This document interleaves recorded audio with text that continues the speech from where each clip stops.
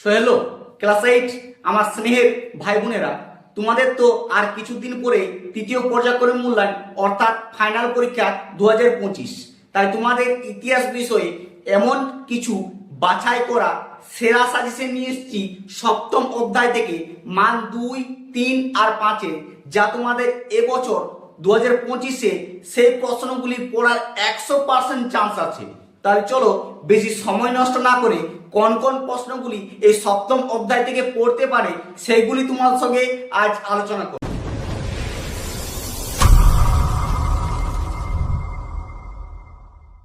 প্রশ্নগুলি দেখার আগে তোমাদের কাছে ছোট্ট একটি অনুরোধ, তুমি যদি আমার চ্যানেলে নতুন হয়ে থাকো তাহলে সাবস্ক্রাইব করে দিও, আর সাজেশনগুলি যদি ভালো লাগে বন্ধুদেরকে শেয়ার করে জানিয়ে দাও।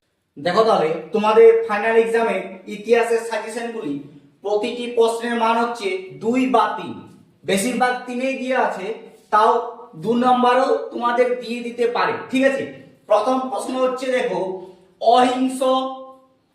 অহিংসা সত্যাগ্রহ বলতে কি বোঝায়? ঠিক আছে, 2 নম্বর হচ্ছে স্বরাজ্যপন্থী কাদের বলা হতো?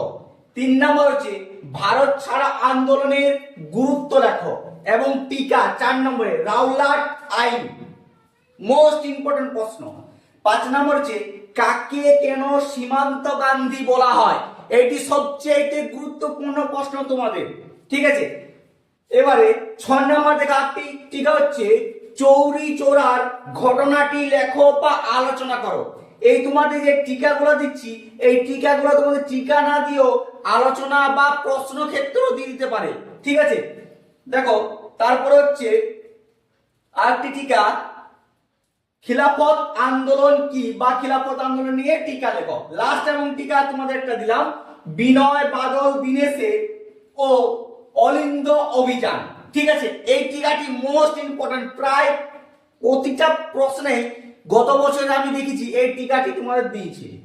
ঠিক আছে, 7 নম্বর হচ্ছে ভারতীয়রা সাইমন কমিশন বয়কট কেন বা করে, কেন করে?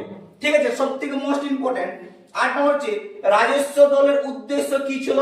অথবা এই প্রশ্নটি তোমাদের ঘুরিয়ে দিতে পারে যে স্বরাজ্য পার্টির মূল লক্ষ্য কি ছিল। বুঝে গেছে? 9 নম্বর হচ্ছে দেখো, ভারতের উপর প্রথম বিশ্বযুদ্ধে কি কি প্রভাব পড়েছিল?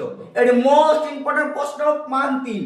ঠিক আছে, 10 নম্বর হচ্ছে আইন অমান্য আন্দোলনে জনগণের অংশগ্রহণের চরিত্র কেমন ছিল? এটি লেখো। সব থেকে গুরুত্বপূর্ণ প্রশ্ন হচ্ছে কাকে কেন সীমান্ত গান্ধী বলা হতো? মোস্ট ইম্পর্টেন্ট প্রশ্ন। চারি চৌরার ঘটনাটি সব থেকে আরো বেশি কমন। ঠিক আছে, আসবে এই প্রশ্নগুলি ভালো করে দেখো ভাই, সেই 5 নম্বরের প্রশ্নগুলি গুরুত্বপূর্ণ। প্রথম প্রশ্ন হচ্ছে কি, অহিংস অসহযোগ আন্দোলনের বৈশিষ্ট্যগুলি কি ছিল? ওই আন্দোলনের রদ বিষয়ে গান্ধী সীমান্তে সঙ্গে তুমি একমত, তোমার পক্ষ যুক্তি একটা দেখাও বা আলোচনা করো। ঠিক আছে, মোস্ট ইম্পর্টেন্ট প্রশ্ন, এটি তোমরা ভালো করে দেখে যাও, আশা করছি কমন পাবে। 2 নম্বর হচ্ছে আইন অমান্য আন্দোলনে জনগণের অংশগ্রহণের চরিত্র কেমন ছিল? সূর্য সেন ও ভগৎ সিং এর সংগ্রাম কি গান্ধীর মতামতে সহগামী? এটিও মোস্ট ইম্পর্টেন্ট প্রশ্ন তোমাদের। ঠিক আছে, ভালো করে দেখে যাবে। 3 নম্বর হচ্ছে আজাদ হিন্দ ফৌজের প্রতি সুভাষচন্দ্র বসুর আহ্বান বা আলোচনা করো। অথবা প্রশ্নটি ঘুরিয়ে দিতে পারে, এই প্রশ্নটি দেয় কিন্তু প্রশ্নটা ঘুরিয়ে দেয়, কেমন বলতো? ভারতের স্বাধীনতা আন্দোলনে নেতাজির অবদান সম্বন্ধে আলোচনা করো।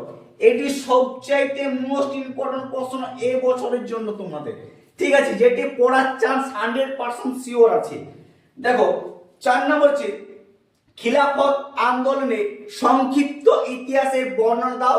একটি টিকা দিলাম তোমাদের, নৌ বিদ্রোহ, এটা দেখে রাখো। ঠিক আছে, 5 এবং লাস্ট প্রশ্ন, এটিও অনেক পরীক্ষায় দিয়েছে প্রায়। ধরো 1942 খ্রিস্টাব্দে ভারত ছাড়া আন্দোলনের অভিজ্ঞতার উপর তোমার একটি কথোপকথন লিখো। মোস্ট ইম্পর্টেন্ট প্রশ্ন। ঠিক আছে, এই প্রশ্নগুলি তোমরা দেখে যাও স্কুলে। আশা করছি তোমাদের 100% শিওর সব কমন পাবে এই অধ্যায় থেকে।